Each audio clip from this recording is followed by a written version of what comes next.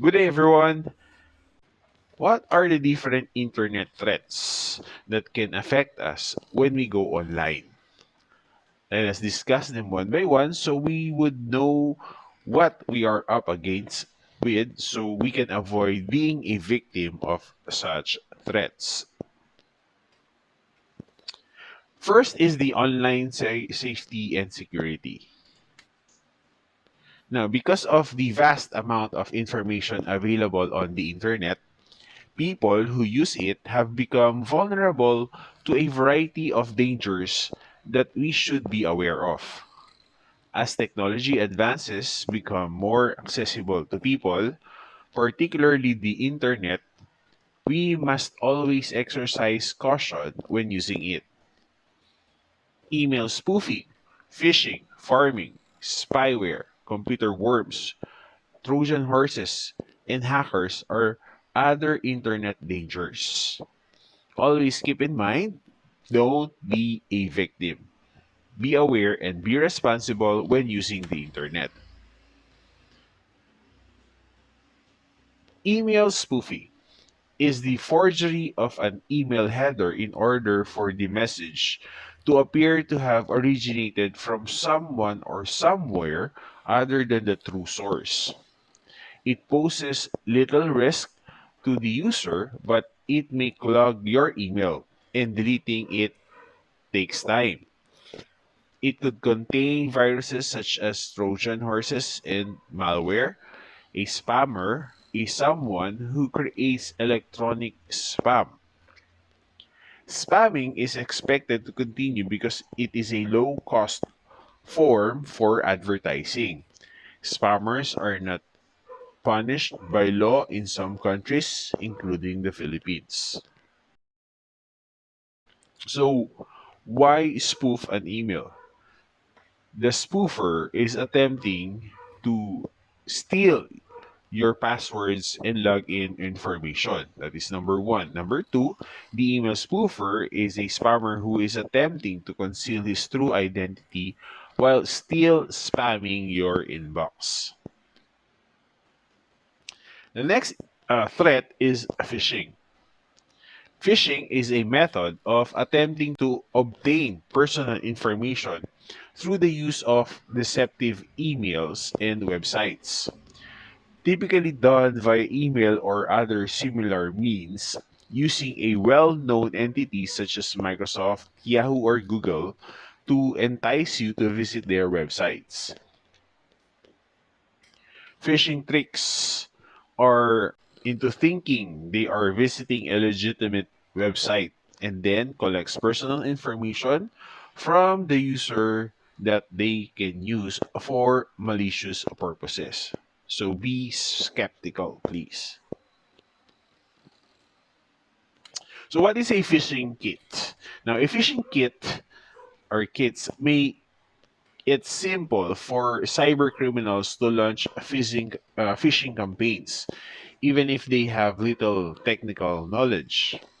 A phishing kit is a collection of phishing website resources and tools that only need to be installed on a server.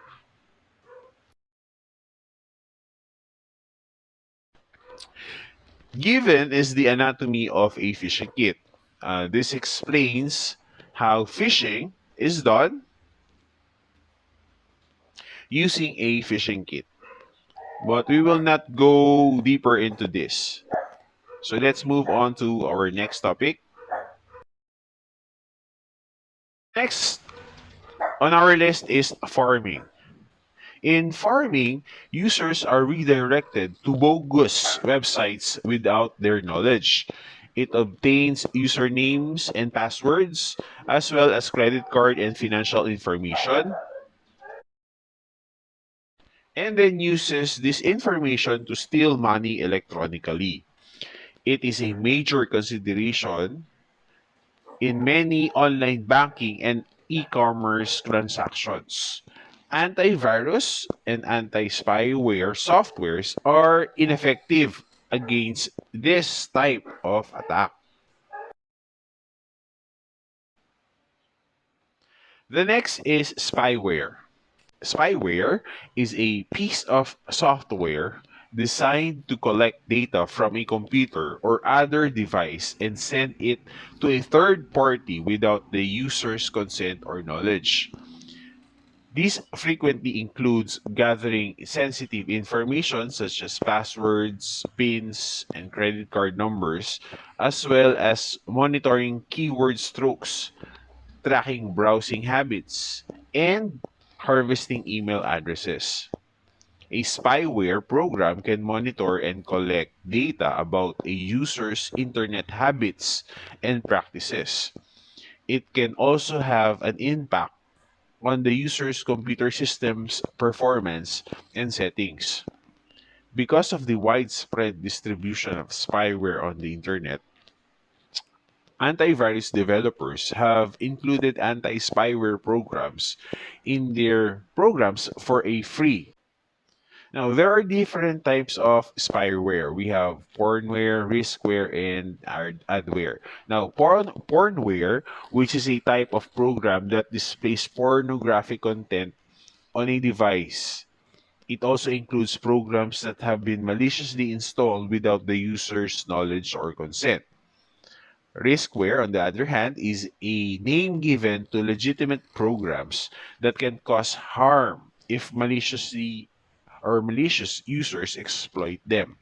Now, in order to delete, block, modify, or copy data and disrupt computer or network performance. Lastly, we have the adware. Now, these are programs designed to display advertisements on your computer, redirect your search request to advertising websites, and collect marketing related information about you. The next internet threat is the computer worm. Now, a computer worm is a self replicating malware that copies itself in order to spread to uninfected computers. Worms delete files, disrupt network operations, and send spam emails from infected computers. It spreads by exploiting flaws in operating systems or OS, such as Windows, Mac. Okay, those are examples of OS, and all that is required for the computer worm to become active on an infected system is for it to become active on an infected system. Computer worms spread on its own without being attached to a program or file. So, an antivirus, an anti spyware, and firewall software that is up to date will protect users from worm attacks. Now, there are four different types of computer worm. We have the bootworm, the IM worms, email worms, and ethical worms. Now, the boot worms, which may be used to infect computers and turn them into zombies or bots for use in coordinated attacks via botnets. The IM worms, or instant messaging, which propagate via instant messaging services and gain access to victims' computers, contacts, and disks.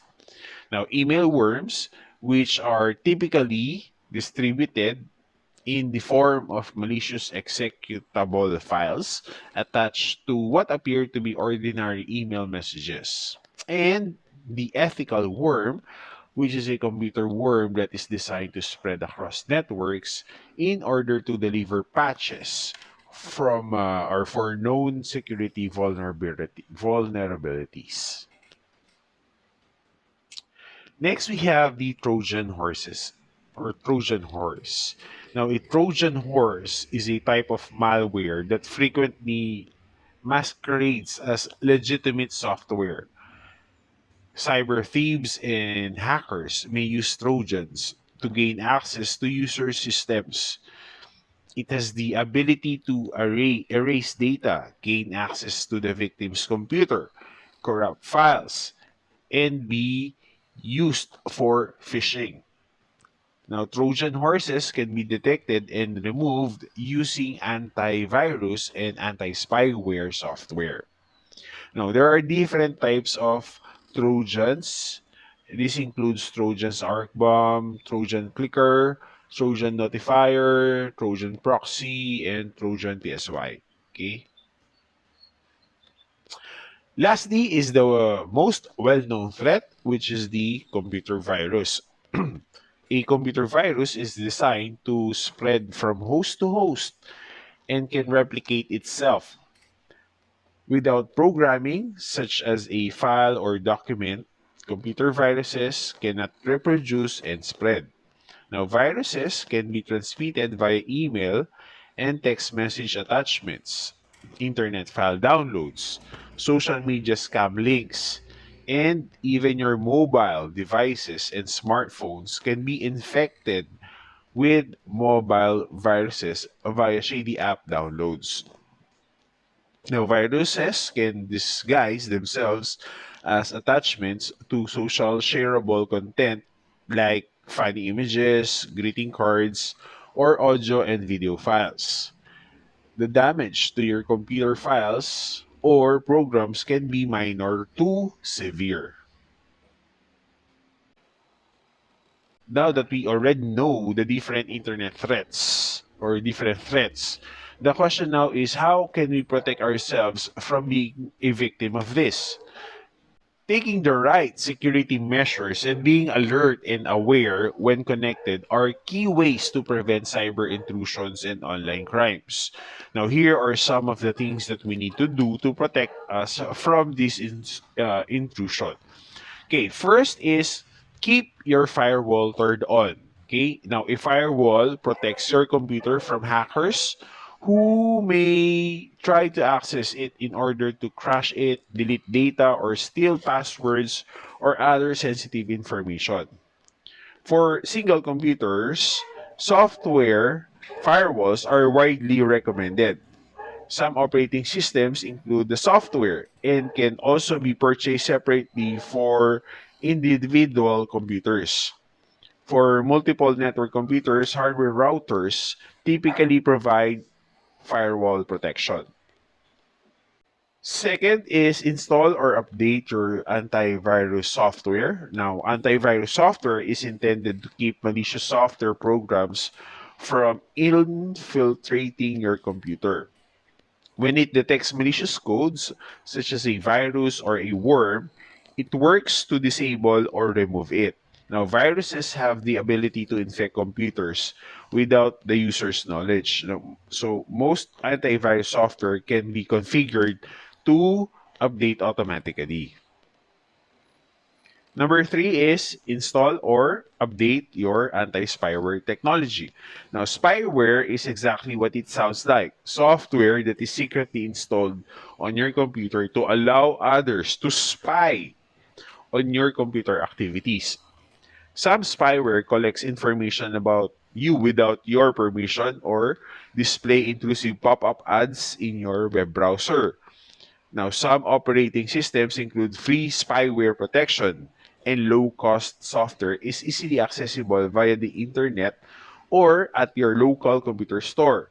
Now, be wary of internet ads offering downloadable anti-spyware. In some cases, these products may be forgeries that contain spyware or other malicious code. It's similarly to shopping for groceries. You go to the places you know you can rely on. Next, number four is keep your operating system up to date. Okay, now computer operating systems or OS are updated on a regular basis to keep up with technological advances and to close security gaps. So install the updates to ensure your computer has the most up-to-date security. Next, we have be careful what you download. Now, even the most vigilant antivirus software can be defeated, or even the most vigilant antivirus software can be defeated by carelessly downloading email attachments. Now, never open an email attachment from someone you don't know. Be wary of attachments forwarded to you from people you don't know. They could have unintentionally advanced malicious code. Lastly, last tip is to turn off your computer. Okay, with the proliferation of high-speed internet connections, many people prefer to leave their computers on and ready for use.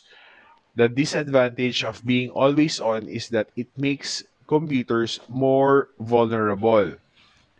Beyond firewall protection, which is designed to fend off unwanted attacks, turning the computer off effectively servers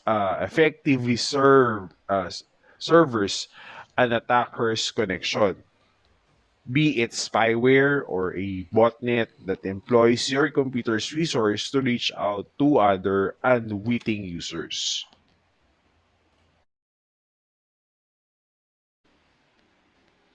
And that concludes this video. Thanks for watching.